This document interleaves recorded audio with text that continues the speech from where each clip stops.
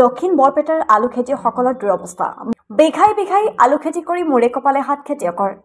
এক গুৰুত্বপূৰ্ণ খবৰ, ৰাজ্যৰ আলু খেতিয়কসকলৰ দুৰৱস্থা। বিঘাই বিঘাই আলু খেতি কৰি মূৰে কপালে হাত দৰিদ্ৰ কৃষকৰ। এই দৃশ্য চেঙাৰ নিৰলাচৰৰ। পথাৰে পথাৰে আলু খেতি কৰি বিপদত পৰিছে কৃষক, কাৰণ পানীৰ দামত আলু বিক্ৰী হৈছে আৰু যাৰ বাবেই মূৰে কপালে হাত দিব লগা হৈছে দৰিদ্ৰ কৃষক। উল্লেখ্য যে চেঙাৰ চৰাঞ্চলৰ ৰাস্তা ঘাটৰ সমস্যাৰ বাবে দূৰ দূৰণিৰ পৰা বেপাৰীয়ে আহিব পৰা নাই আলু ক্ৰয় কৰিবলৈ। লগতে উত্তৰ প্ৰদেশ, বিহাৰ আৰু পশ্চিমবংগৰ আলুৰে ভৰি পৰিছে অসম বজাৰ আৰু সেইবাবে উচিত মূল্যত আলু বিক্ৰী কৰিব পৰা নাই বুলিও ব্যক্ত কৰিছে কৃষকসকলে। সেয়েহে চৰকাৰ তথা ৰাজ্যৰ যোগান বিভাগলৈ কাটৰ আহ্বান দৰিদ্ৰ কৃষকৰ। সিহঁতৰ উৎপাদিত শস্য তথা আলুৰ উচিত মূল্য প্ৰদানৰ কৰাৰ ব্যৱস্থা কৰিব লাগে চৰকাৰে। দক্ষিণ বৰপেটাৰ পৰা আবু মুতালিবৰ ৰিপৰ্ট, অসম ক্ৰান্তি সংবাদ। কেইবিঘা কৰিছিলে? 3-4 বিঘামান কৰিছিলোঁ আৰু মানুহে বহুত মানুহে কৰিছে। আজিকালি যে আমাৰ ওচৰত বহুত মানুহে আলু খেতি কৰি থাকে। আলু আৰু মাকৈ এই দুটাই আমাৰ ওচৰত আবাদ। আলুবিলাক ক'ত বিক্ৰী কৰি আছে? আমি ইয়াৰ পৰা আলু হিমলিতলা বিক্ৰী কৰোঁ, নগৰপাৰাও বিক্ৰী কৰোঁ আৰু যদি বেলেগৰ কিবা বেপাৰীবিলাক আহে আমাৰ ওচৰৰ মাজত কম চম লৈ যায়। কিমান টকা কৰি আলু বৰ্তমান? এতিয়া আমাৰ বজাৰৰ মাৰ্কেটৰ দাম যিখিনি 7 টকা 8 টকা, হায়েষ্ট গ'লে 9 টকা যায় আৰু দাম কমি আছে। এতিয়া কি ক'ব ইমান কম দামত?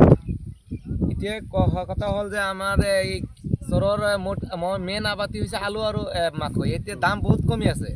আমি এই আমাৰ মাননীয় মুখ্যমন্ত্ৰী বা হিমন্ত চৰকাৰক জনাওঁ যে যাতে আমাৰ এই আলুৰ দামখিনি অলপ বঢ়াই দিয়ে, নহ'লে আমাৰ এই কৃষক মানুহসকলে অলপ বহুত অসুবিধা যে আমি 7 টকা 8 টকা আলু বিক্ৰী কৰি আমি কি কৰিম।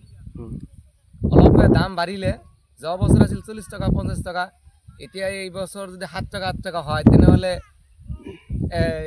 খেতিয়কসকলে একেবাৰে বৰবাদ হৈ যাব। তাই মুখ্যমন্ত্ৰী মহোদয়ক জনাওঁ যে যাতে আমাৰ এই আলুবিলাকৰ দাম অলপ বঢ়াই দিয়ে আৰু খেতিয়ক ভাই বন্ধুসকলৰ যাতে অলপ সাহায্য কৰে। আলুৰ দামটো কম হোৱাৰ কাৰণ কি?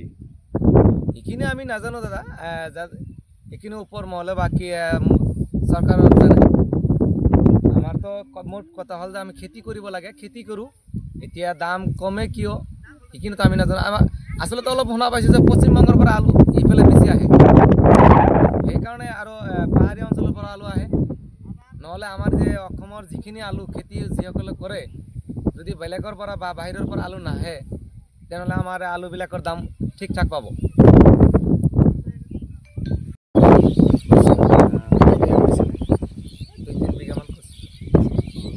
আপুনি অকলে কৰিছিল নে আৰু বেলেগে কৰিছিল? নাই, আমিও কৰিছোঁ, আমাৰ ওচৰে পাজৰে থকা মানুহেও কৰিছে, বহুতে কৰিছে আলু খেতি। বিক্ৰী কৰে ক'ত? বিক্ৰী কৰোঁ আমাৰ ইয়াৰ পৰা হিমলিতলা ল'ব লাগে, নগৰপাৰা ল'ব লাগে। দাম কেনেকুৱা? দাম 7 টকা 8 টকা, হায়েষ্ট বজাৰ 9 টকা। আমাৰ দাম একেবাৰে কম হৈছে, কাৰণ আমি আলু যোৱা বছৰ 30 টকা 40 টকামান কিনি খাইছোঁ। এইবছৰ 7 টকা 8 টকা। আমাৰ খেতিয়কসকলেতো একেবাৰে নাই বৰবাদ হৈ গৈ আছে। খৰচ কিমান হয় 1 বিঘা মাটি? 1 বিঘা মানত আলু খেতি কৰিলে প্ৰায় 15,000 পৰা 20,000 টকামান খৰচ হয়। তেনেহ'লে এবাৰ লছ হ'ব। লছেই হ'ব এইবছৰ দামেই নাই, সেইকাৰণেতো 7 টকা 8 টকা। খেতিয়কসকলে এতিয়া খেতি কৰিছে, আলুবিলাকতো তুলিব লাগিব। এনেকুৱা হোৱাৰ কাৰণ কি? এনেকুৱা হোৱাৰ কাৰণ, মেইন কাৰণ হৈছে আমাৰ ৰাস্তা ঘাট। আমাৰ ওচৰে পাজৰে সিমান ভাল ৰাস্তা নাই আৰু বাহিৰৰ পৰা বেপাৰীসকলে আহিব নোৱাৰে। আমাৰ গাঁৱৰ মানুহে যিবিলাক আবাদ কৰে সিহঁতেও ঘোঁৰাৰ গাড়ী, ম'হৰ গাড়ী আৰু পিলপিলি দি লৈ হিমলিতলা বা নগৰপাৰাত লৈ যায় আৰু তাতে যিমান পায় তাতে বিক্ৰী কৰে। 7 টকা 8 টকা 9 টকা, যেতিয়া যিদিনাৰ বজাৰ যেনেকৈ যায় তেনেকৈ বিক্ৰী কৰিব লাগে, কাৰণ আমাৰ বাহিৰৰ পৰা বেপাৰী নাই আৰু সিমান ৰাস্তা ঘাটো ভাল নহয় যে আমাৰ গুৱাহাটী বা বেলেগ ঠাইৰ পৰা বেপাৰী আহি আমাৰ আলু ক্ৰয় কৰি লৈ যাব। সেইকাৰণে আমাৰ আলুৰ দাম নাই।